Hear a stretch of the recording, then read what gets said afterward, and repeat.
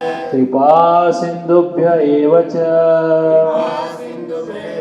पतितानां पावनेभ्यो वैष्णवेभ्यो नमो नमः। जय श्री कृष्ण चैतन्य प्रभु नित्यानंद श्री अद्वैत गदाधर श्रीवासादि गौर भक्त वृंद। हरे कृष्ण कृष्ण कृष्ण हरे हरे हरे राम राम राम हरे हरे।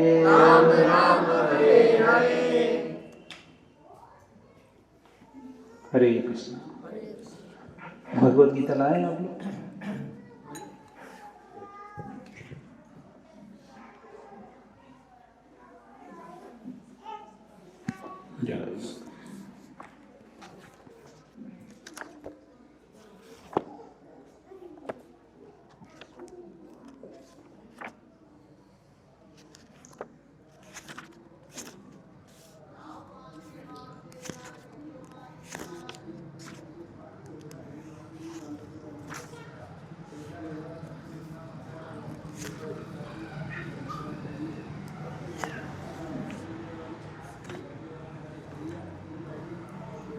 सब लोग उच्चारण करिए मेरे पीछे।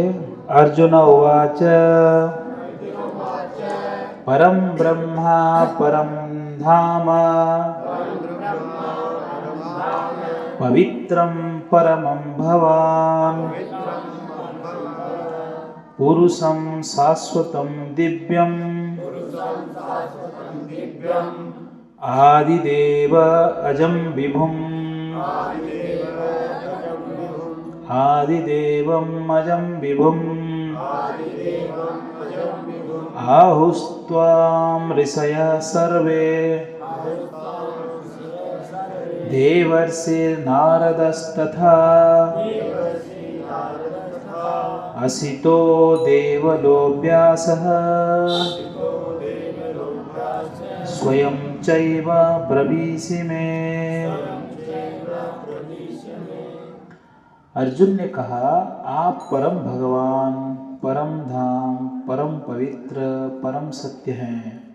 आप नित्य, दिव्य, आदि पुरुष, अजन्मा तथा महानतम है।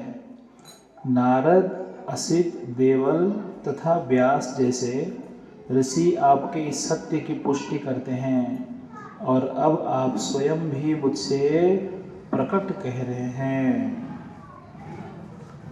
अर्जुन कहते हैं ना, अर्जुन समझा रहे हैं, समझ गए। अभी ठाकुर जी को कह रहे हैं बात और वैल्यू बढ़ा सकते हैं।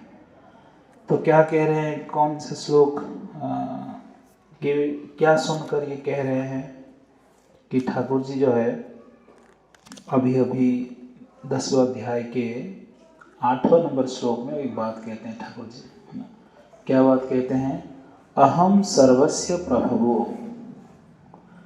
यानी सब कुछ जो भी उत्पत्ति हुआ है, इस उत्पत्ति का कारण कौन है? मैं हूँ। ये बात कौन कह रहे हैं? अर्जुन को भगवान उपदेश दे रहे हैं। क्या कह रहे हैं? मत्तः सर्वम प्रवर्तते, सब कुछ कहाँ से प्रकट हुआ?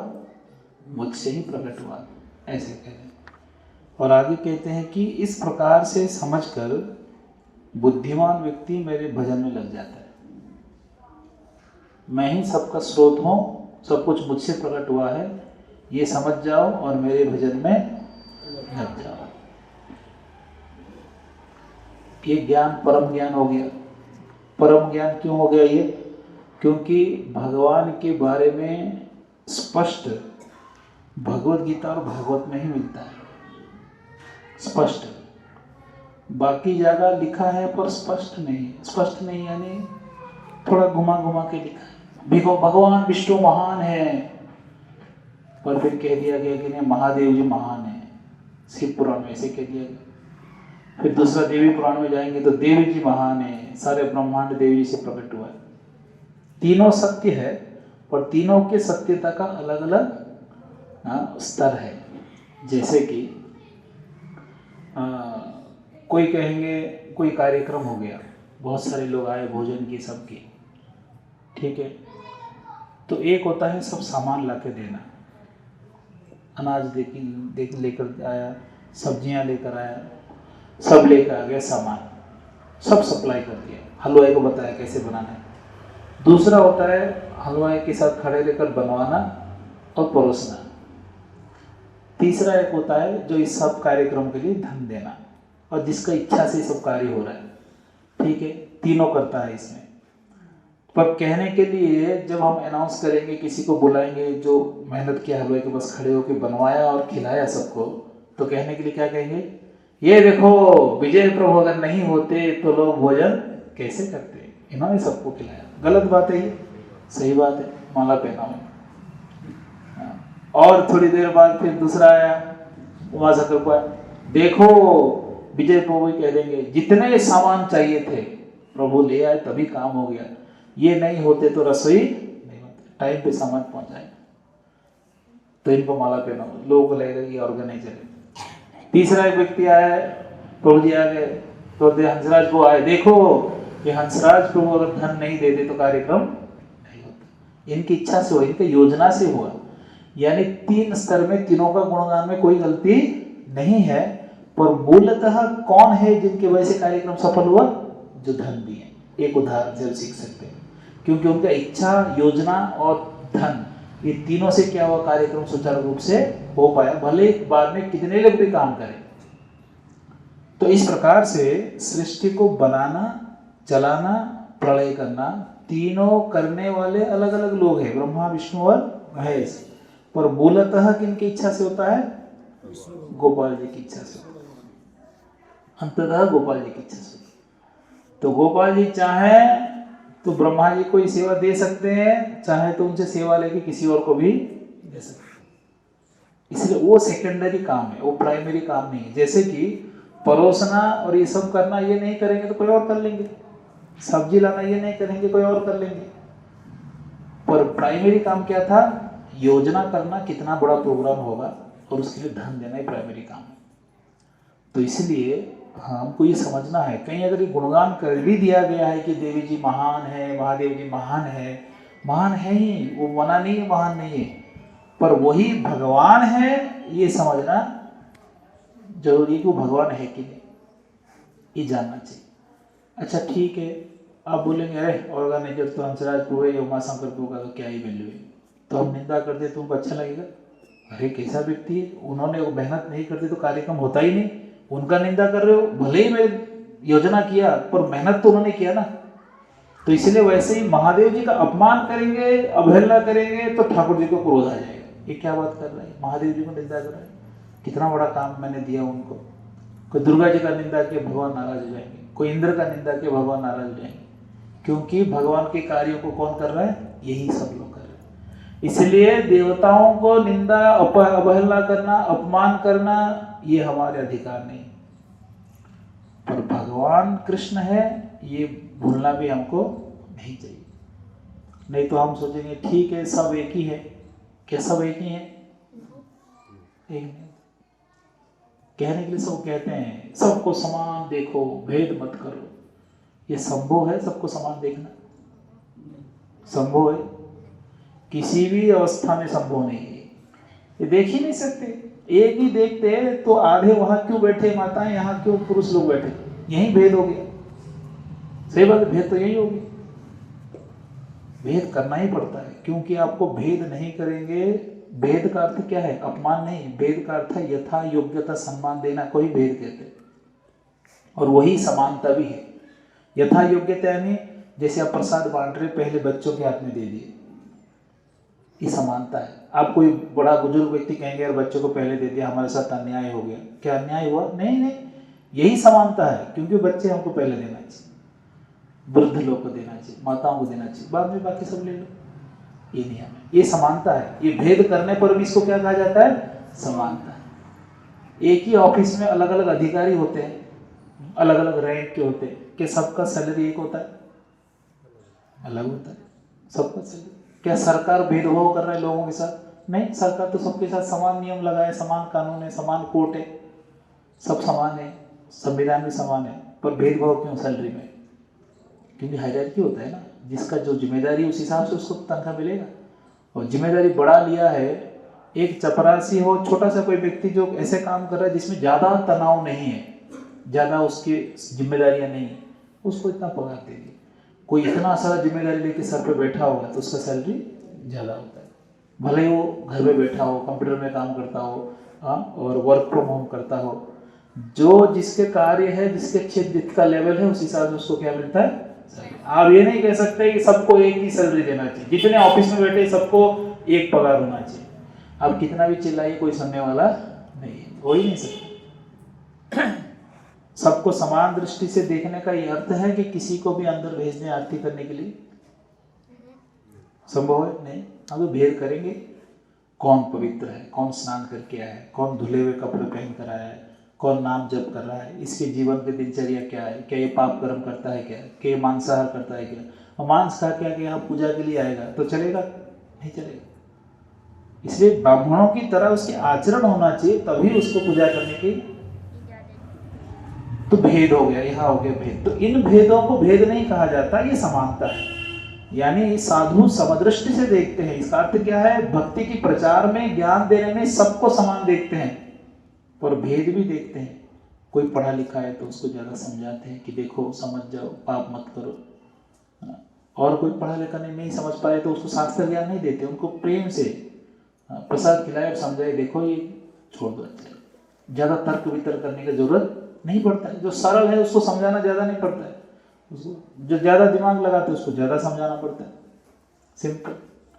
तो इसलिए अनेक पुराणों में अनेकों देवी देवताओं की स्तुति किया गया है, पर उन स्तुति में, ठीक है क्लास डिस्टर्ब मत करिए, ये मैं पेन लेता रहेगा।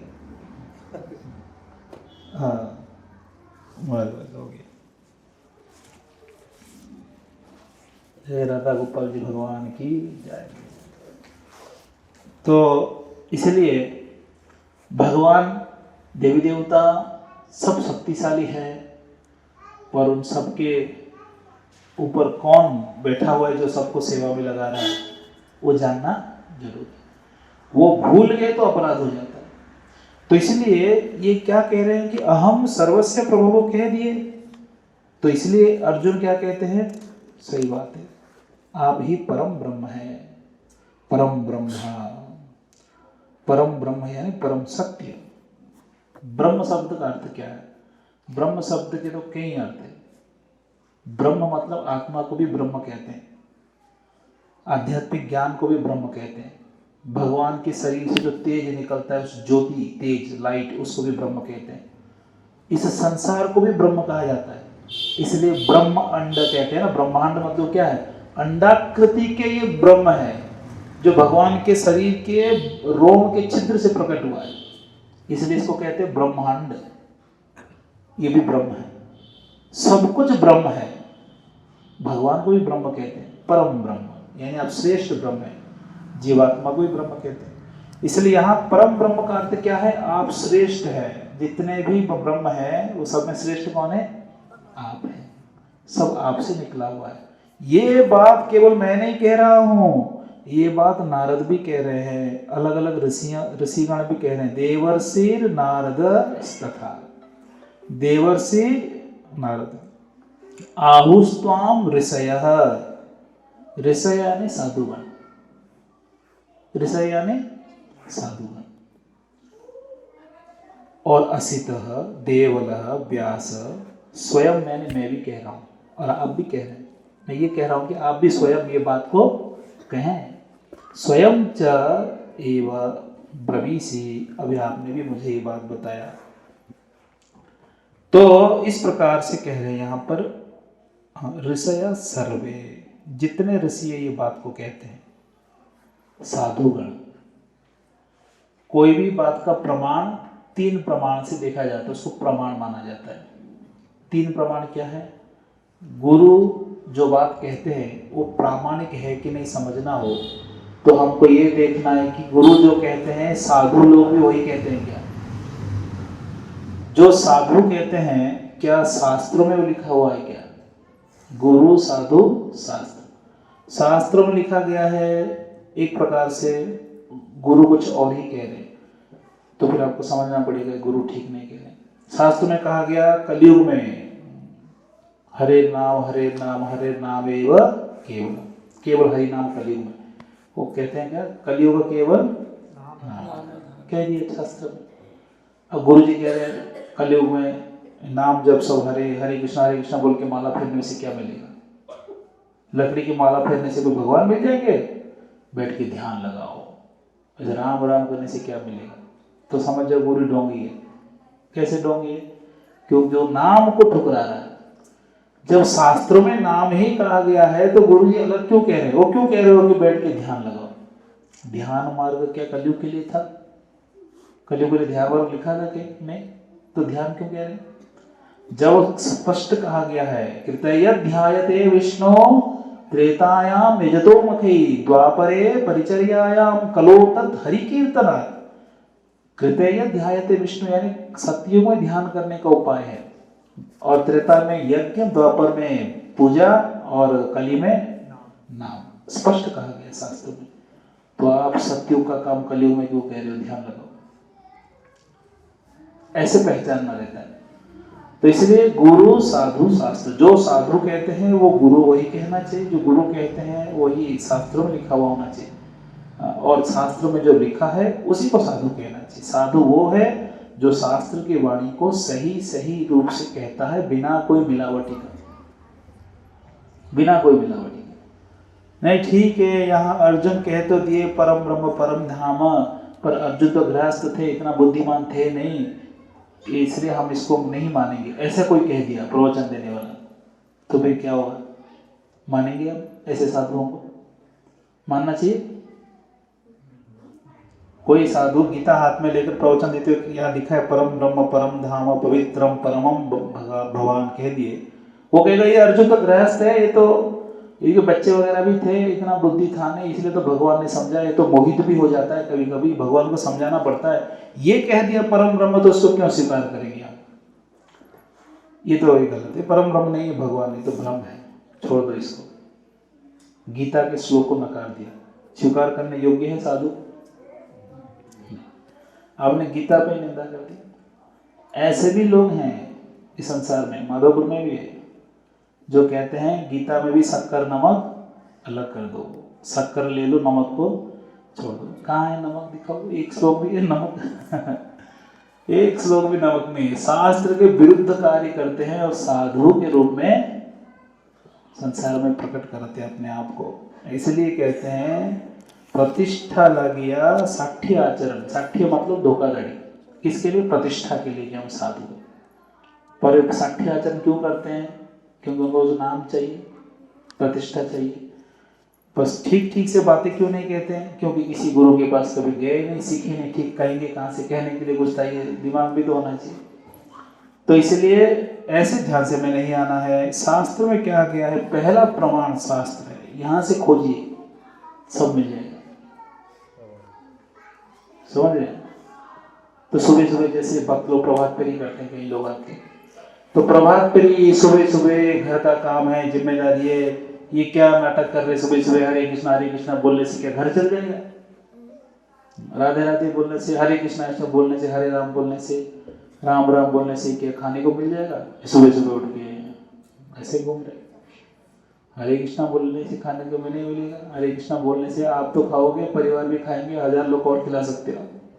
आज भी हम 1000 लोग के लिए खिचड़ी बना कर आए, इसलिए लेट हो गए, क्योंकि आज सुबह यहाँ प्रभात फेरी किए, फिर 1 घंटा सत्संग किए, सत्संग के बाद खिचड़ी बनाए, खिचड़ी बना के भोग लगा के 12 बजे फ्री होते ही चले गए उनियारा, वहाँ प्रवचन देकर अब आ रहे, और फिर रात को एक प्रवचन और है।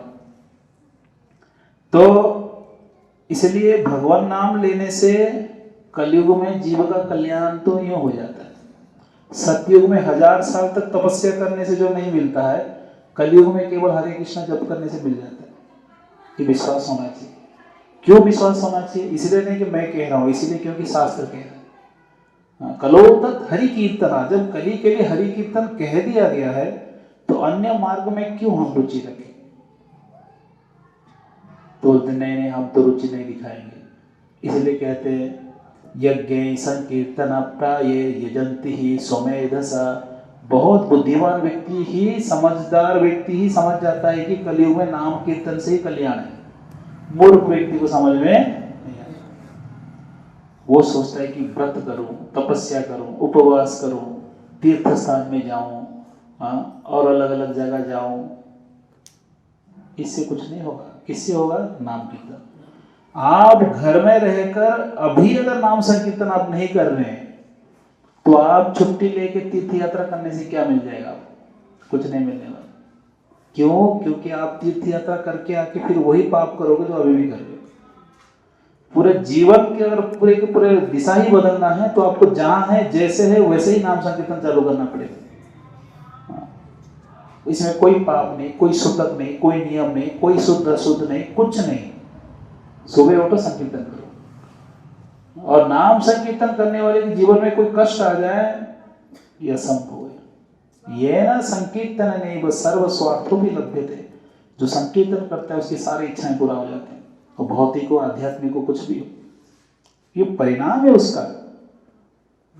ध्रुव महाराज ओम नमो भगवते वासुदेवाय जब किए तो ठाकुर जी प्रकट हो गए।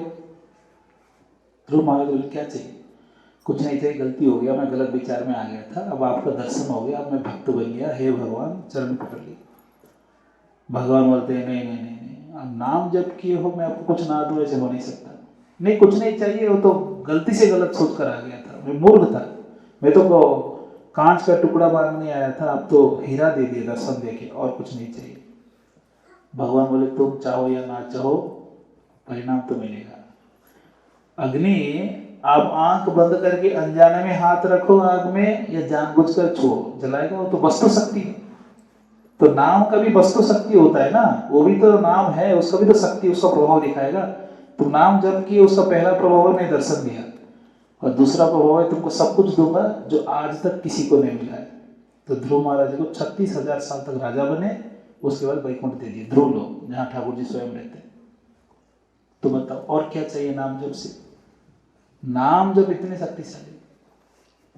प्रहलाद महाराज भी नाम जप करते करते भगवान के चिंतन में इतने डूबे रहते हैं, इतने कष्ट आने पर भी उनको पता ही नहीं चला कि कष्ट भी आ रहा है।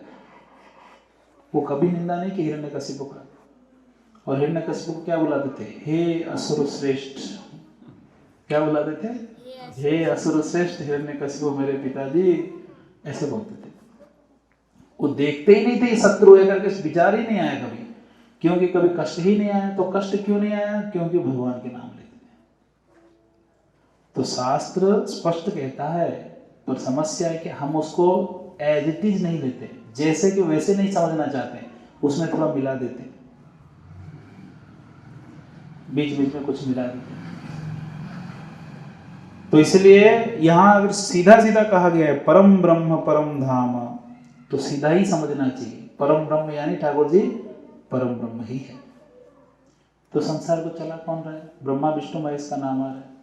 तीनों को काम दिया गया है, सीधी बात, तीनों को काम दिया। कौन से काम दिया गया? संसार को चलाने का काम दिया गया। ये कोई छोटी मोटी काम है? 14 भुवन को संभालना, सृष्टि करना, प्रलय करना, ये बहुत बड़ा काम है। इसलिए इस काम के लिए 3 योग्य व्यक्ति है, ब्रह्मा विष्णु और महेश। तीनों को काम दिए। देने वाले कौन है? गोपाल जी, यही गोपाल जी। इसलिए ठाकुर जी के नाम जब कीर्तन करना चाहिए। पवित्रम, ये परम पवित्र है। भगवान आप पवित्र है, हमको कैसे पता चलेगा आप पवित्र है अपवित्र है? हमने तो सुना आपने रासलीला किए, अनेक महिलाओं के साथ आपका संबंध था, ऐसे हम सुने। ऐसा कोई कह सकता है? तो पवित्रता कहाँ से आ गई? क्या भगवान का अनेकों महिलाओं के साथ रासलीला करना ये कोई व्यभिचार में गिना जाएगा? क्यों नहीं गिना जाएगा? ये तो नियम के विरुद्ध, संसार के नियम तो यही नहीं कह रहा है, क्यों नहीं लगेगा पाप? बताइए। पवित्रता वो तो व्यभिचार से नष्ट होता है ना, यहाँ परम पवित्र कह दिए आप। क्यों? मतलब कैसे? मन में नहीं आया, और इतने सारे महिलाओं के साथ रासलीला कर रहे हो, मन में गलत विचार नहीं आया, कैसे समझे इस चीज को? ये ऐसे समझे कि जितने भी जीव हैं वो भगवान के ही अंश है, समझ रहे? भगवान से निकले हुए हैं, भगवान की संपत्ति भगवान के पास है, इसमें हमको टेंशन लेने की जरूरत नहीं है। ये कोई पराया स्त्री थोड़े थे, वो सब ठाकुर जी से शरीर से निकले हुए प्रकट गोपियां जो ठाकुर जी के शरीर से निकले थे। पराया होते तो आप बोलते, हमारे यहाँ अपना पराया कह सकते हैं, वहां तो सब अपने हैं। जितने थे गोपियां सब कृष्ण के, हम भी किन के हैं? कृष्ण के हैं। इसलिए पूर्ण अधिकार है कृष्ण का, हर एक जितने लोग सब कृष्ण के ही धर्म पत्नी मान, क्योंकि वही पति है, पति बनने लायक वही है, हम सब नहीं है। रक्षक कौन बन सकता है? वो बन सकते हैं। अब सोचिए, आप सोचेंगे मैं घर का मुखिया हूं, पति हूं, रक्षक हूं, ठीक है, अगर बीमार पड़ गए तो, स्वर्गवास हो गया तो कैसे रक्षा करेंगे? कर पाएंगे? पता ही नहीं चलेगा आप इधर क्या चल रहा है। तो वास्तविक रक्षक कौन है? कृष्ण। इसलिए ठाकुर जी पवित्र है। क्यों पवित्र? इसका लक्षण देखिए, एक छोटा सा लक्षण बताता हूँ। पवित्र है इतना उदाहरण तो हजारों लाखों भरे। एक उदाहरण, उनके निकट आने वाला व्यक्ति पवित्र हो जाता है, समझ रहे हैं? उनके निकट आने वाला व्यक्ति पवित्र हो जाता है, यानी जिसके जीवन में केवल पाप ही पाप किया हो, सारा व्यभिचार, शराब पीना, नशा करना, जुआ खेलना, सारे पाप कर दिया, जैसे ही ठाकुर जी के निकट आता है, नाम जप करता है, कथा सुनता है, ये पाप को छोड़ देता है, वो पवित्र हो जाता है। यही लक्षण है कि भगवान इतने पवित्र है, उनके आसपास आने वाले हर व्यक्ति क्या हो जाता है? पवित्र हो जाता है। वो आग की समान, जैसे कि लोहे को आग में ज्यादा देर तक रखोगे तो लोहा क्या हो जाएगा? पिघलने से पहले लाल हो जाएगा ना, आग की तरह। और उस लाल लोहे को जो आग की तरह दिख रहा है, उसको लेकर आप किसी घास में रख दो, क्या होगा?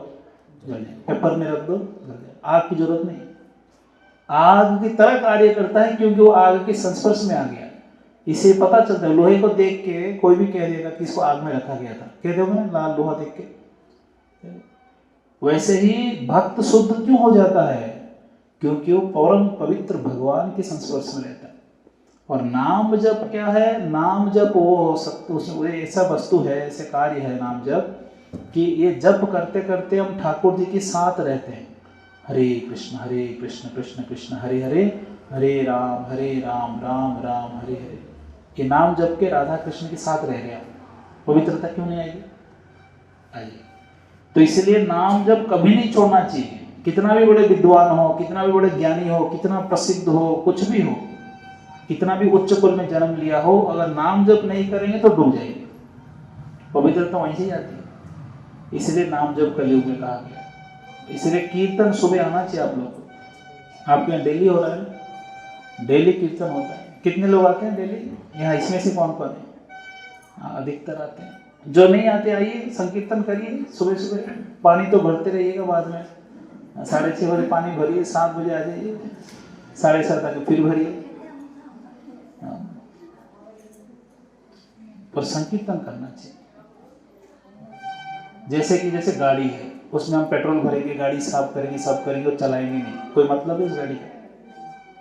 जैसे माधोपुर वाले करते हैं, कई लोग गाड़ी रखे हैं, सबके घर में गाड़ी है, जाते स्कूटी में इधर ही बैठे हैं गाड़ी कई लोग, एक नहीं कई देखा, सबके घर में गाड़ी है, फिर भी सर्दी में स्कूटी में जाएंगे तकलीफ के साथ। भाई जब तकलीफ गाड़ी है, तकलीफ क्यों उठा रहे? कोई तकलीफ उठाना है तो खर्चा क्यों किया? स्कूटी में ही सामान लाएंगे, स्कूटी में गाड़ी में जाएंगे, बारिश में वही रेनकोट पहनेंगे, सर्दी में स्वेटर पहनेंगे, पर वो गाड़ी नहीं लेंगे होता है। तो अब जो मनुष्य शरीर मिला है, वो शरीर मिला इसलिए है ताकि हम उसमें भजन करें। क्यों खा रहे हैं? ताकि भजन करें, शक्ति चाहिए ना शरीर में। क्यों साफ सुथरा रख रहे हैं? ताकि शरीर स्वस्थ रहे, तो भजन करें, सेवा करें। पर बस साफ सुथरा रखेंगे पर भजन में नहीं लगाएंगे, जाइए वो भजन बंद करिए।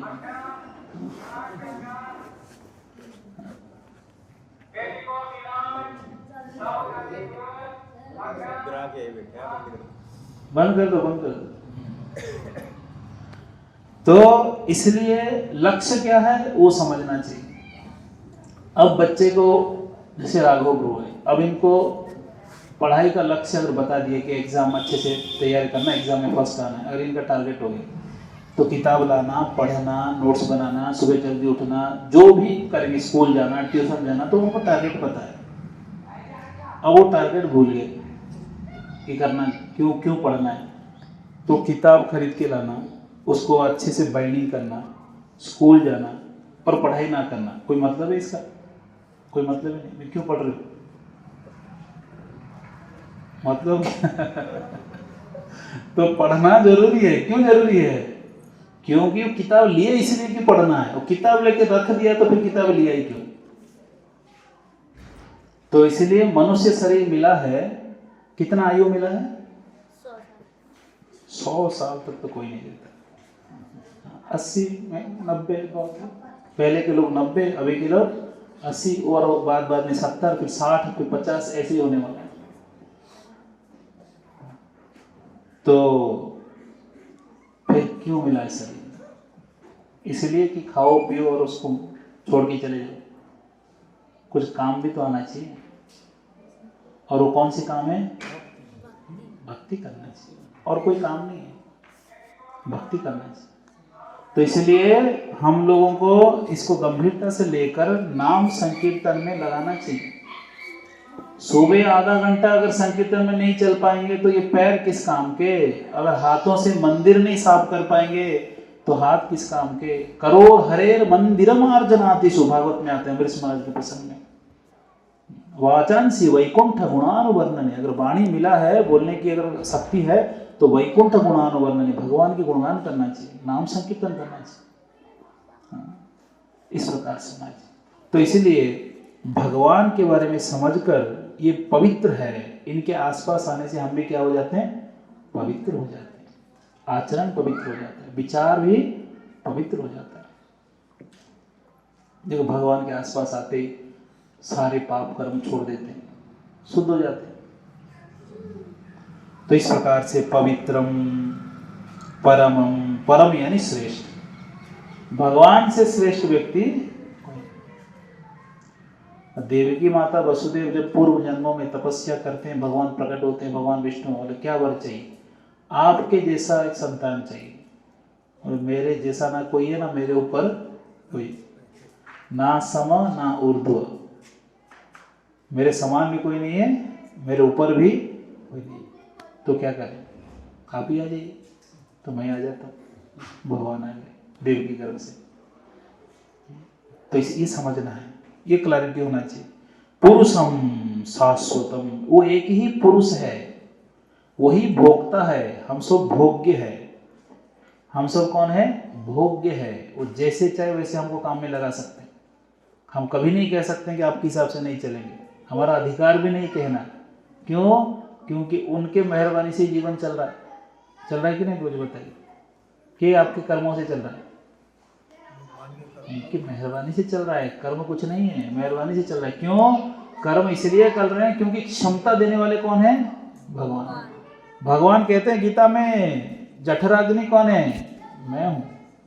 सूर्य के रूप में वो आते हैं तभी दिखता है चीजें, अंधेरे में क्या दिखेंगे? आंखों का कोई शक्ति नहीं है। वो सूर्य देव आते हैं तब दिखता है, हाँ यह घर है, यह आना चाहिए घर। तो ये भगवान की कृपा है। शरीर देने वाले कौन है? पंचमहाभूत का शरीर भगवान ने दिया है। और सांस लेने के लिए ऑक्सीजन कौन दिए? सिलेंडर लाते हैं हॉस्पिटल से खरीद के, कि भगवान के सांस लेते फ्री में। फ्री में सांस ले रहे हैं, बिल आ रहा है आपके घर पे, बिजली बिल आ रहा है, पानी बिल आ रहा है, पर हवा का बिल आ नहीं रहा है। अब भगवान जिस दिन भेज दिए ना हवा का बिल, उसी दिन हवा लेना ही छोड़ देंगे। ये बिल आप नहीं भर पाएंगे, बहुत कॉस्टली। जब सब उनके ही देन है, अन्न भी वो देते हैं, शरीर भी उन्होंने दे दिया, शरीर ही उन्होंने दे दिया, तो बचा क्या अभी? जिस शरीर को हम अपना मानते वो भी उन्होंने दे दिया। आत्मा हम तो स्वयं उनके ही अंश है, और ये भूमि जिसके ऊपर हम रह रहे हैं वो भी उनका ही है। सूर्य उनका है, चंद्र उनका है, वर्षा हो रहा है, पानी उनका है, नदियां उनके हैं, अन्न उनकी कृपा से अन्न उत्पन्न होता है। यज्ञात् भवति पर्जन्यो, पर्जन्यात् अन्न संभव। अन्न इसलिए हो रहा है क्योंकि बारिश हो रहा है। तो हमारा क्या है? हमारा कुछ नहीं है, हम भाड़े पे रेंट वाला हाउस में है। हमको क्या करना है? हमसे क्या आशा करते हैं भगवान? इतना ही आशा करते हैं कि आप ये मन और शरीर को मुझ में लगा दो। मच्चित्त मदगत प्राणा बोधयंत परस्परम, यही करो। ये श्लोक इसी के जस्ट पहले गया श्लोक। ये श्लोक देखिए, ये श्लोक है 10वां अध्याय के 9 नंबर श्लोक। मत चित्ता, चित्त मुझ में लगा दो, मदगत प्राणा, मुझ में प्राण अर्पण कर दो, बोधयंत परस्परम, भक्त ऐसे समर्पण करके आपस में बातचीत करते हैं। क्या बातचीत करते हैं? कथयंतश्च माम नित्यम, मेरे बारे में बातचीत करते हैं। और बातचीत करके क्या होता है? तुष्यंती, संतुष्ट है, रमंती, आनंद लेते हैं। यही है जीवन। ये जीवन इसलिए मिला। काम पे तो इसलिए जाना चाहिए क्योंकि अब काम पे नहीं जाएंगे खाएंगे क्या? जबरदस्ती जाना चाहिए काम पे। पैसा कमाओ, खाना तो पड़ेगा, भोजन बनाओ, भोग लगाओ, प्रसाद पाओ। अब फ्री हो गए, अब बताओ क्या करना है? कथा सुनना है, बैठ के कथा सुनिए, कीर्तन करिए, भजन करिए, नाम जप करिए, शास्त्र पढ़िए, ग्रंथ पढ़िए। ऐसे होना चाहिए। बस खा ही रहे क्योंकि काम पे जाना है, और काम पे इसलिए जा रहे हैं कि खाना है, तो बच क्या गया? खाओ, काम पे जाओ, काम पे जाके आके फिर खाओ और सो जाओ। और कोई काम बच गया? खाओ, कमाओ, कमाओ और खाओ, फिर क्या? कोई मतलब ही नहीं शरीर का। तो इसलिए ये ऐसे हो गया कि पहले खुजलाओ, पहले खुजली लगा तो उसको खुजलाओ, थोड़ा खून आ गया तो उसमें मलहम लगाओ, आहा आनंद आ गया, आराम लग रहा है, फिर खुजलाओ, फिर खुजलाओ। यही चल रहा है। पहले भौतिक इच्छा जागृत कराओ, मुझे ये चाहिए, मुझे ये चाहिए, मुझे धनी बनना है, फिर उसके लिए खूब मेहनत करो, धन आ गया, हाँ मजा आ गया, धन आ गया। फिर बाद में उसमें संतुष्ट नहीं, फिर दूसरा इच्छा क्रिएट करो, ओह तो ऑल्टो में गाड़ी काम नहीं चल रहा है, मर्सिडीज लेना चाहिए था, फिर से मेहनत करो, फिर से वो कमाओ। छोटे घर में काम नहीं चल रहा, बड़ा घर चाहिए, एक जमीन में काम नहीं हो रहा, 10 जमीन और लेना है। इच्छाएं पहले खुद बनाओ, फिर उस इच्छाओं को पूरा करने के लिए गधे की तरह मेहनत करो। इच्छा पूरा होने के बाद फिर दूसरा इच्छा जागृत कराओ, फिर से गधे की तरह मेहनत करो, फिर उस इच्छा को पूरा करो, और उसके बाद अंत में यमराज बोलते हो गया तुम्हारा टाइम, तुम्हारा खेल खत्म, जितना खेल लिया, अब चलो। सही बात है कि यही सत्य है, ये कहने के लिए नहीं कह रहे, ये फैक्ट है। इसलिए अच्छा भक्ति कौन कर सकता है? अच्छा भक्ति वही कर सकता है जिसको पता है कि मैं कल रहूंगा कि नहीं, वो बढ़िया जीवन जिएगा। जो सोच लिया ना मैं 100 साल जीने वाला हूँ, वो यहाँ ढंग से जीवन नहीं जी सकता, वो तो कुछ भी गड़बड़ करेगा। मन में होना चाहिए कि मैं कभी भी चला जाऊंगा, आज मेरा आखिरी दिन है, तो मुझे क्या करना चाहिए? वैसे ही जीना चाहिए आपको। सही बात है ना? आपके मन में बैठ गया आज मेरा आखिरी दिन है, तो क्या करेंगे आप? मजा नहीं करेंगे। ऐसा नहीं सब वसीयत लिखेंगे, जमीन जायदाद बांटेंगे, ये सब नहीं करेंगे। आज आखिरी दिन है तो आज ही भजन करेंगे। ये दुनिया जो करना है करो, जिसको जो अपने कर्मों के अनुसार जो लाए हो वो भुगतो, इधर हमारा कोई काम नहीं। बस भजन करेंगे, नाम जप करेंगे, भगवान मन लगाएंगे, सोते सोते भगवान की फोटो देखकर सोएंगे। भगवान सुबह अगर उठ गया तो बढ़िया, नहीं तो ले लेना अपने धाम में। कोई गारंटी सुबह आपका तो साइलेंट अटैक आ रहा है, कोई सुबह उठते नहीं, कई लोग रात को सोते हैं, कई लोग सुबह उठते ही नहीं। ये सोचकर सोना चाहिए। और कोई झगड़ने आया, कोई ऐसे फालतू बातों में झगड़ते ना, छोटे छोटे बेकार की बातों में झगड़ा होते हैं, उस झगड़े में वो कभी नहीं पड़ता है। क्यों? इसके साथ इतने देर चिल्लाने से अच्छा है मैं हरे कृष्णा चिल्लाऊं, 10 लोग और सुन लेंगे। इसके साथ क्यों बोलो? वो बोल के जाएगा तुम गधा हो, और ठीक है हम गधे, तुम घोड़े हो, हम जा रहे हैं, बोलते रहो तुम, क्या फर्क पड़ता है? ये वैराग्य तब आएगा जब हम समझ जाएंगे कि हम इस संसार के नहीं हैं। हम सोच लिए हम यहाँ के, इसलिए हमको ये सब समस्याएं, मान सम्मान प्रतिष्ठा, इसलिए हमको ऐसे जीना चाहिए। तो यहाँ क्या कह रहे हैं? पुरुषम, एक ही पुरुष है, वो कौन है? कृष्ण। बाकी सब प्रकृति है, हम सब प्रकृति है, भगवान के लिए है, भगवान के लिए ही कार्य करना है। भगवान के लिए अगर कार्य नहीं करेंगे तो असंतुष्ट और दुखी रहेंगे।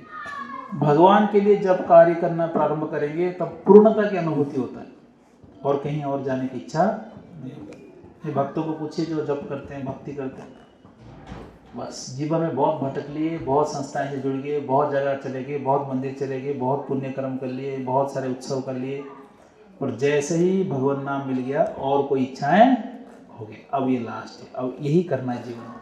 ये सबके अनुभव है, ये सबके अनुभव है। हाँ धर्मेंद्र को सही है कि नहीं? मन में आ रहा है कि कभी चंडी पूजा करना चाहिए, मन में आ रहा है कि तांत्रिक के पास जाना चाहिए थोड़ा अंगूठी पहनने के लिए अब कृष्ण जो करेंगे वही होगा, वो बचाए, मारे, अपमान दे, सम्मान दे, दुख दे, जो करना है वो कृष्ण हमारे प्राण है। ये कंक्लूजन यही है, वो आगे सार संतुष्टि, जो मेरे कर्मों में जो है, मेरे भगवान जो देते हैं मेरे कर्मों के अनुसार, वो देने वाले जो दे दिए उसी में मन को क्या करना है, संतुष्ट रहना है। ये विचार कब आता है? कृष्ण से जुड़ जाओ। और दूसरा विचार क्या आता है? जितने कृष्ण के सब अंश है सब मेरे ही परिवार है, वसुधैव कुटुंबकम। ये विचार केवल भक्त ही कर सकता है। ये नाम के लिए हम अपने आप को हिंदू कहेंगे तो विचार नहीं आएगा। वो हिंदू सम्मेलन से आ रहा हूँ प्रवचन देके, हिंदू हिंदू हिंदू हिंदू हिंदू, आप हिंदू हिंदू कितना भी चिल्लाओ, जब तक भगवान से नहीं जुड़ोगे, शास्त्र नहीं पढ़ोगे, आप कैसे हिंदू? नाम के लिए हिंदू। आज जातिवाद में क्यों लोग पढ़े हैं बताइए, इसके पीछे एक मेन कारण क्या है? हम हिंदू है ये जानते हैं पर शास्त्र पढ़ नहीं रहे, तो क्या आधार हो गया उनके हिंदू का? अब कैसे पता चलेगा वो हिंदू है? उसकी जाति से। सही है कि नहीं? सही बात है। वो व्यक्ति शास्त्र नहीं पढ़ रहा है, भजन भक्ति कर नहीं रहा है, पर वो हिंदू है ये जानता है और उसको बोलना है कि मैं हिंदू हूं। अब आधार क्या है? तुम हिंदू हो, इसका प्रमाण क्या है? यही है कि मैं इस जाति से, इसलिए जातिवाद बढ़ रहा है। जातिवाद खत्म करना हो तो इसके लिए सबसे बढ़िया कारण, बढ़िया क्या काम है? भजन करो। सब आत्मा किस तरह से देखो कि सब जीव है, नहीं तो यही ये उच्च है, ये नीच है, ये वो है, ये है, ऐसे होता है। तो ये सब क्यों है? क्योंकि हम भगवान को नहीं समझ रहे। भगवान को समझ गए सब भगवान के बच्चे। कोई पराया है? कोई नहीं, ये भी मना कर दिया, कोई पराया नहीं, सब अपने हैं। वसुधैव कुटुंबकम, वास्तव में अनुभव कर पाएंगे, इसमें बहुत आनंद है। जैसे हम लोग यहाँ आते हैं, ठिंगला आते हैं तो ऐसा लगता है ये हमारा परिवार है, इनके घर में भी आ जाते हैं, इनके घर में भी आ जाते हैं, सबके पास चल जाते हैं मिलने। ये बाबा नहीं आते हैं, बाबा जी हम चले जाते हैं उनके घर पे, कहीं भी हमको सब परिवार लगता है, सब लगता है अपने ही बच्चे, अपने ही परिवार है, अपने ही लोग हैं। कभी कोई पराया लगा ही नहीं आज तक। और दूसरा जहां जाए वहीं सब अपने लगते कि ये सब अपने ही। पर पराया कब लगेंगे? जब हम सोचेंगे हम ये है, हम वो है। इनको भूल गए ना। जिस दिन गोपाल जी को भूल गए, जीवन से हटा दिए, उस दिन सब शत्रु है, सब मित्र है। ये सम्मान दिया तो मित्र है, ये सम्मान नहीं दिया तो ये शत्रु है। ये मेरे हित में काम किया तो ये मेरा अच्छा व्यक्ति है, मेरे संबंधी है, मेरे हित में नहीं किया तो ये शत्रु है। ये कैलकुलेशन कब आता है? जब ठाकुर जी बीच से हट जाते। तो इसलिए ठाकुर जी का भक्ति करना ये सबसे श्रेष्ठ कार्य है। इससे बढ़कर कोई पुण्य कर्म है ही नहीं। बाकी कुछ भी कम कर दीजिए, आप कितने भी व्रत कर लीजिए, अंत में अगर कृष्ण के चरण में नहीं आए तो आप धोखा खा रहे हैं। भगवान के चरण पकड़ना पड़ेगा, जरूरी है। जैसे ठाकुर जी बलि महाराज जी के पास गए थे, आप लोग को याद है, कृष्ण बलराम जी गए थे। देवकी माता जो कहते हैं कि मेरे 6 बच्चे मर गए थे, आप अपने संदीपनी मुनि गुरु के बच्चे को ले आए, हमारे बच्चे नहीं लाए। आप तो भगवान है। माँ ही कह रही है कि आप कौन हो? भगवान। अब दोनों भाई भगवान हो, लेके आओ हमारे बच्चों को, 6 बच्चे चाहिए मेरे। ठीक है, ले आएंगे। और जाते हैं बलि महाराज जी के पास। बलि महाराज गदगद होके, चरण धोके, चंदन लगा के, आरती करके बोले ठाकुर जी मेरे सौभाग्य देखो कि आप ही पधार गए, बताइए क्या सेवा करूं, मेरे लिए आज्ञा दीजिए। तो वहाँ बलि महाराज जी का इतना दैन्य भाव देखेंगे तो आप समझ पाएंगे कि वैष्णव कैसे होते हैं, भक्ति क्या होता है। बलि महाराज जी राजा है, सुतल लोक की राजा, जिसका ऐश्वर्य स्वर्ग से भी अधिक है। ऐसे राजा भी ठाकुर जी आते चरण धोके बोलते हम तो सब तुच्छ है, हमारा क्या है, कुछ नहीं है, जो आप दिए इसलिए मिला हुआ। बलि महाराज ऐसे कह सकते हैं, तो हमारा पास क्या है, हमारा संपत्ति कितना है, पूरी संपत्ति को बेचेंगे तो शायद बलि महाराज जी के बाथरूम का लोटा भी आ जाए सोने का, तो बड़ी बात है। सोने का लोटे होते, सोने के बाल्टी होते, कलश होते हैं, कि नहीं? तो क्या संपत्ति, हम किस चीज़ के अहंकार को लेकर भक्ति नहीं करते। मैं कर्म कर रहा हूँ, मैं घर का देखभाल कर रहा हूँ, बच्चों को ट्रेनिंग दे रहा हूँ, मैंने जीवन में 2 बच्चों को शादी करा दिया। मैं ऐसे कई लोग कहते हैं कि हमने 3-3 बच्चों को शादी करा लिया, हम 5-5 बच्चों को शादी करा लिया, प्रभु जी भगवान की कृपा है। हम तो कहते हैं आप 3 बच्चों को शादी करें, हम हर साल कितने बच्चों को शादी करा, देखा जाए तो एक एक कार्यक्रम में 20-20 लाख खर्चा होता है, तो एक बच्चे की शादी के बराबर नहीं हुआ क्या? तो हर साल शादी करा रहे देखा जाए तो कौन सा बड़ा पहाड़ ये उठा लिया कितना बच्चे को शादी करा, कंप्लीट जीवन कंप्लीट बच्चे शादी हो गया। यही करने के लिए आए थे। भजन भक्ति करो। मेरा मन भगवान में लगा है कि नहीं वो ज्यादा जरूरी है। कितने बच्चों को शादी करा दिए, कितने आप बच्चों को नौकरी दिला दिए, वो ज्यादा जरूरी नहीं है। वो तो आप नहीं होते तो भी हो जाता है। कई बच्चे छोटे होते माता पिता चले जाते हैं, क्या बच्चे पढ़ लिख के बड़े नहीं होते, शादी नहीं करते? फिर हमने क्या बड़ा काम कर लिया? वो तो जानवर भी अपने बच्चों को सिखाते हैं कैसे झगड़ा लगना, कैसे खाना, कैसे पेट भरना, ये तो वो भी ट्रेनिंग देते हैं। तो मेन काम है भजन में मन लगाना। हम अभी धीरे धीरे आयु बढ़ रहा है तो हमारा भजन में मन लग रहा है कि नहीं, उस पर ध्यान देना चाहिए। क्या मैं नाम जप में मन लग रहा है? क्या मैं बैठ के एक जगह बैठ के 2 घंटा भगवान के नाम ले पा रहा हूँ? इतना शक्ति है मेरे पास? इतना मन शांत हो चुका है? अगर नहीं हुआ है तो अभी भी माया में हूँ। बहुत यही मापदंड है। अगर अपने आप को टटोलना है ना, मैं कितने पानी में हूँ, एक जगह बैठकर भगवान के नाम 2 घंटे तक लीजिए, पता चलेगा कितने पानी में। 10 मिनट में भागेंगे उठ के कि मन ही नहीं लग रहा है, तो फिर कैसे? फिर क्या सीखे जीवन भर? जब मन स्थिर नहीं हो पाया, बुढ़ापे में धीरे धीरे धीरे जीवन भर इतने अनुभव होने के बाद बुढ़ापे में मन को पकड़ नहीं पा रहे आप, तो आप तो हार गए। अब जीत नहीं हुआ, आप हार गए। यही मापदंड है। बुढ़ापा का अर्थ क्या है? वानप्रस्थ का क्या अर्थ है? जंगल में जाना नहीं, घर की जिम्मेदारियों को कम करके भगवान में मन लगा। अब जहां बैठे वहीं माला करके बैठे रहो। केवल भोजन करने के लिए घर जाइए और रात को विश्राम करने घर जाइए, नहीं है तो आप नाम जप करिए मंदिर में बैठ के, कीर्तन करिए अकेले करताल लेकर, और प्रचार में जाइए, जिसको जहां मिलेंगे वहां आप गीता सुनाइए। और क्या काम? 50-60 साल के बाद यही काम बच गया है। और युवक जो है वो बिल्कुल घर में रहकर बड़े उत्साह से भजन भक्ति करना चाहिए, और कुछ नहीं रह गया। ये सब भगवान का है। शाश्वतम, भगवान आप शाश्वत है, ये संसार तो नश्वर है। आदिदेवम, आदिदेव दिव्यम, आप दिव्य है। दिव्य का अर्थ क्या है? आपको तो 4 बज गया। दिव्य का अर्थ क्या है? 3 गुणों से परे। 3 गुण कौन सा है? सत्व, रजस और सत्व, रजस, तमो, 3 गुण है। सत्व गुण में व्यक्ति शांत रहता है। सुबह उठते कौन से गुण आता है? सत्व। भजन करने के लिए मन करता है। दिन में कौन से गुण आ जाता है? ये करेंगे, वो करेंगे, नाम कमाएंगे। और रात को कौन से गुण आ जाता है? तमो, सो जाओ, नींद आ गई। और दिन में भी नींद आ रहा है तो कौन से गुण में? तमो गुण में। सुबह ब्रह्म मुहूर्त में भी नींद आ रहा है तो कौन से गुण में? तमो। ब्रह्म मुहूर्त में 5 से 8 के बीच में अगर कोई सो गया तो समझ जाओ वो तमो गुण। उसको उठना पड़ेगा और उसको सत्व गुण तक आकर पहुंचना पड़ेगा। इसलिए हम सुबह सुबह जप कराते हैं लोग, उठो, जप करो, जगो, कीर्तन करो। ब्रह्म मुहूर्त को बेकार नहीं जाने देना चाहिए। वो ब्रह्म मुहूर्त ही 4 बजे से लेकर 7-8 बजे तक जो एक पीरियड टाइम है ना, इस टाइम के अंदर जो जितना भजन कर लिया वही बढ़िया है। दिन भर भजन होता है क्या? माला होगा दिन में, दुनिया 10 जगह नजर जाएगा, 10 चीजें विचारे आएंगे। सुबह उठते भजन कर। तो इसलिए दिव्य यानी हम तो सत्वगुण में कभी रहते हैं, कभी रजोगुण में, कभी तमोगुण में। हम सब मिक्स रहता है। किसी का सत्वगुण 70% है, रजोगुण 20% है, तो 10% तमोगुण। शुद्ध सत्व की अवस्था अलग होती है। ठाकुर जी की अवस्था शुद्ध सत्व है। तीनों गुण के प्रभाव में भगवान नहीं, ये भगवान की शक्ति है, पर हम लोग गुणों के प्रभाव से आ जाते हैं। इसलिए वो दिव्य है। वो क्या है? दिव्यम। और आगे क्या कहते हैं? आदिदेवम, देवादिदेव भगवान है। महादेव जी के भी देव कौन है? भगवान। एक श्लोक आता है, निम्नगानाम यथा गंगा देवानाम अच्युतो यथा वैष्णवानाम यथा शंभु पुराणानाम इदम तथा। कहते हैं कि निम्नगानाम, नीचे बहते हैं नदियां, ऊपर से नीचे तक बहते हैं समुद्र तक। निम्नगानाम यथा गंगा, नीचे बहने वाले नदियों में श्रेष्ठ कौन है?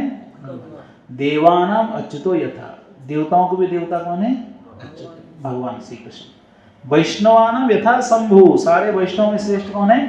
शंभु महादेव जी। उनके जैसा भक्त कोई नहीं, महान भक्त। इतना प्रेम करते हैं ठाकुर जी को, भगवान महादेव जी इतना प्रेम करते हैं, पति पत्नी दोनों मिलके रोज सुबह शाम कीर्तन करते हैं। स्कंद पुराण आप पढ़ेंगे, उसमें वर्णन आता है कैसे नारद मुनि संध्या के समय एक बार आगे कैलाश में, तो महादेव जी पार्वती माता और सब कीर्तन में नाच रहे हैं। महादेव जी नाच रहे, पार्वती माता कीर्तन कर रहे हैं, संध्या आरती। और नारद मुनि आके रोकते, रुकिए रुकिए बात करना है। आओ नारद मुनि बताओ क्या हुआ। आगे बहुत सारे लीला है, उसमें नहीं जाऊंगा। रोज कीर्तन करते हैं, हर घर में रोज सपरिवार मिलकर कीर्तन करना चाहिए, सपरिवार मिलकर ठाकुर जी को पूजा करना चाहिए, फिर प्रसाद पाना चाहिए, साथ में बैठ के भोजन करना चाहिए। अलग अलग भोजन नहीं, कोई आया खाया और निकल गया, ऐसा नहीं, साथ में बैठ कर आदत बनाना चाहिए। तो इसलिए वैष्णवानाम यथा शंभु देवानाम अच्युतो यथा। और एक श्लोक आता है, आकाशात् पतितं तोयं यथा गच्छति सागरम सर्वदेव नमस्कार केशवम प्रति गच्छति। सर्वदेव नमस्कार केशवम प्रति गच्छति। आकाशात् पतितं तोयम, तोयम यानी जल, आकाश से जल यानी बारिश के बूंदे गिरते हैं, छोटे छोटे नाले, फिर जाके नदी, नदी से फिर जाके समुद्र। यथा गच्छति सागरम सर्वदेव नमस्कार, सारे देवताओं का नमस्कार भी कहाँ जा रहे? केशवम प्रति गच्छति। किन की ओर जा रहे? केशव की ओर जा रहे। ये जानना है, ये सब जगह शास्त्रों में ही कहा गया है। इसलिए आदिदेवम, आप आदिदेव हैं, सृष्टि के पहले भी आप थे, सृष्टि के दौरान भी आप है, प्रलय के बाद भी आप ही रहेंगे, कोई नहीं बचेगा, आप अकेले रहेंगे। ब्रह्मा सृष्टि होते हैं ना ऊपर कमल पुष्प में, उनके नाभि से जो पद्म फूल निकला है, उसके वो दंड के अंदर 14 भुवन है, सारे देवता उसके अंदर है। जब ठाकुर जी सांस लेते हैं तो सारा ब्रह्मांड पी जाते हैं और एक ही व्यक्ति बच जाता है, वो कौन? भगवान। हाँ, ये सारे देवता तो बाद में काम के लिए आते हैं, कोई विशेष कार्य करते हैं, फिर भगवान सबको पी जाते हैं। पहले ठाकुर जी आप अकेले थे, सृष्टि किए, अब सृष्टि पालन कर रहे हैं, प्रलय के बाद भी अब एक अकेले ही रहेंगे, बाकी सब चले जाएंगे। तो ऐसे प्रभु की शरण में जाना चाहिए जो प्रलय के बाद भी नहीं मरते। सच तो ये है, ऐसा होना चाहिए। ठीक है, आदिदेवम अजम विभू। तो इसलिए यहाँ पर क्या कहते हैं, आप कभी भी हमारे जैसा जन्म नहीं लेते। अजम यानी आप हमारे जैसा जन्म नहीं लेते। हम लोग जन्म लेते हैं, अलग प्रोसेस है उसका। हाँ, बहुत कष्टदायक है, माँ के लिए भी, शिशु के लिए भी। पर आप अजन्मा हैं, आप जन्म नहीं लेते हैं। कोई कहेगा देवी के गर्भ से तो आप जन्म लिए, आप भी तो गर्भ में थे। बोलते तो मैं मेरी इच्छा से प्रकट होता हूँ। और क्या प्रमाण है? मतलब प्रमाण क्या देखोगे? खंबे से भी निकला, अभी भी नहीं समझ में आ रहा है कि मैं कहीं से भी आ सकता हूँ। मैं ब्रह्मा जी के नाक से भी आ सकता हूँ, खंबे से भी आ सकता हूँ, पानी में कछुए के रूप में भी आ सकता हूँ, मैं हंस के रूप में आ सकता हूँ, मैं घोड़े के रूप में आ सकता हूँ, मैं सर्प के रूप में आ सकता हूँ। जिस रूप में मुझे इच्छा हुआ उस रूप में मैं आ सकता हूँ। वो तो देवी की माता के गर्भ से आ रहा था तो आ गया, प्रकट हो गया मैं तो। और 4 हाथ में कौन बच्चा जन्म लेता है? धोती पहन के 4 हाथ में कोई जन्म लेता है? ठाकुर जी आए 4 हाथ में, पीताम्बर वस्त्र धारण करके शंख चक्र गदा पद्म के साथ दर्शन दिए देवी की माता को। उसके बाद बाल स्वरूप में आए, इसलिए क्योंकि वो डर जाएंगे, फिर बोलेंगे हमारा बच्चा है ही नहीं। अब बच्चा बनना था इसलिए बच्चे बन गए। अब बोले लेके जाओ हमको, वहाँ छोड़ दो गोकुल में, यहाँ अब लीला वहीं करेंगे थोड़ी देर। ये भगवान का प्लान नहीं तो और क्या है? भगवान की योजना है। अगर वो भगवान नहीं होते, कंस तो कब का मार देता, पूतना ही मार देती। कालकूट नामक विष अपने स्तन में लगा कर आई तो बच्चा तो वहीं मर जाता है। दूध पिलाने के लिए लक्ष्मी जैसा कमल पुष्प घुमाते घुमाते आती है, सब समझते हैं कि कोई देवी आई है कृष्ण से मिलने, और जैसे ही उठाई दूध पिलाने लगी तो जहर है। भगवान बोले ठीक है भाई, तुम अगर मुझे कुछ दे रहे हो तो हम तो स्वीकार करेंगे ही। तुम दूध पिला रहे, पिएंगे। दूध भी पी लिए, जहर भी पी लिए, उसके प्राण भी पी लिए। इतना बड़ा रूप हो गई, तांबे की तरह बाल, विशाल का रूप, और छोड़ो छोड़ो छोड़ो, हे बच्चा छोड़ो। भगवान बोलते हैं देखो, मैं जिसको पकड़ता हूँ उसको कभी छोड़ता नहीं। एक बार भगवान के पकड़ में आ जाए फिर आपको कौन छोड़ेंगे। मुंच मुंच मुंच संस्कृत में बोलते, छोड़ो छोड़ो छोड़ो, और हम नहीं छोड़ेंगे। हमारा यहाँ जो भी आता है, हम तो टेढ़े हैं, त्रिभंग ललित टेढ़े हैं हम, और टेढ़े चीज अगर अंदर चलेगी तो निकलना मुश्किल है। हम केवल अंदर जाना जानते, बाहर आना नहीं जानते। हृदय में एक बार बैठ गए किसी का तो नहीं उठते। और तुम दूध पिला रहे हो, तुम तो माँ का काम कर रहे हो, हम क्यों छोड़ेंगे? जब छोड़ो छोड़ो बोल रहे हो, तुम दूध पिलाना नहीं था तो क्यों आए? अब दूध पिला रहे हो तो फिर आप छोड़ो छोड़ो क्यों कह रहे हो? जब तक मेरा पेट नहीं भर जाता तब तक मैं नहीं छोड़ूंगा। वो प्राण पीकर ही छोड़े। गिर गई बात जगह से। पर जब पूतना के शरीर को काट काट के जलाया गया, चंदन की सुगंध आ रहा था। क्यों? क्योंकि किसके स्पर्श से? भगवान के स्पर्श से। ये जानना बहुत जरूरी है। पूतना को मां का स्थान दे दिए। अगर वो जन्म लेते हमारी तरह तो बीमार भी पड़ते, मर भी जाते हमारी तरह, तो पर ऐसे से कार्य कैसे कर दिए? कालिया नाग के ऊपर नाचना, गोवर्धन पर्वत को उठाना। अब परिक्रमा नहीं हो रही हम लोग से तो पर्वत क्या उठाएंगे? 4 घंटे के परिक्रमा में जो हालत होता है, फिर उसके बाद अगले दिन नहीं कर सकते परिक्रमा, ये हाल हो जाती है। तो ठाकुर जी तो 7 दिन तक ऐसे पकड़े। देखो वही है गोवर्धन जी, है ना, गिरिराज ऐसे अजन्मा है, वो प्रकट होते हैं। जहां जिस रूप में उनका आना है उसी रूप में वहीं प्रकट हो जाते हैं। ध्रुव महाराज हृदय में दर्शन कर रहे थे, सामने प्रकट हो गए, ये हमारे ठाकुर जी। तो ऐसे ठाकुर जी को छोड़ के किसी और के शरण में जाना ठीक है? ये बुद्धिमत्ता नहीं। इसीलिए संकीर्तन करो, कीर्तन करो, भगवान के नाम जप करो। अजम विभुम, विभुम यानी सर्वोच्च। तो इस प्रकार से अर्जुन समझाते हैं। हम लोग और समझेंगे अगले क्लास में, क्योंकि आप लोग तो 1 ही घंटा दिए, हम तो 1 घंटा बोल दिए। 1 घंटा कीर्तन हो गया, अच्छा हुआ। हिंगला में कीर्तन ज़्यादा हो रहा है कथा के इसमें। तो ऐसे भगवान के बारे में सुनना चाहिए, भगवान के नाम लेना चाहिए। जितना टाइम बच गया है, कितना टाइम बचा किसी को पता नहीं। खूब कीर्तन करिए, खूब नाम लीजिए, और ऐसे कृष्ण कृष्ण को चित्त में धारण करते हुए संसार से निकल जाए। हरे कृष्ण। 1 घंटा कथा तो ऐसे लगा कि अभी शुरू किया और खत्म हो गया, ऐसे ही लगा कि नहीं? तो कभी समय मिले तो 5 घंटा करेंगे कम से कम, यहीं बैठ के दिन में 12 से 4 घंटा बैठेंगे ना आप लोग, तो चले जाएंगे। ठीक है। हरे कृष्णा। श्रील प्रभुपाद की जय। ग्रंथराज श्रीमद् भागवत गीता की जय। भोग लग रहा है क्या? भोग लग गया, ठीक है। तो थोड़ा और चर्चा कर लेते, भोग जब तक लग रहा है तो। ओके, आगे क्या कहते हैं? आहुस्तम ऋषयः सर्वे देवर्षिर नारदस्तथा। यानी अर्जुन कह रहे हैं कि मैं कह रहा हूं इसलिए आप महान नहीं है, मेरे साथ और भी लोग हैं जो कह रहे हैं। कौन है? देवर्षि। देवर्षि कौन है? नारद। देवर्षि नारदस तथा। नारद इत्यादि भी कहते हैं। असितो, देवलो, व्यास, ये सब संत लोग यही बात कहते हैं। व्यासदेव जी यही कहते हैं।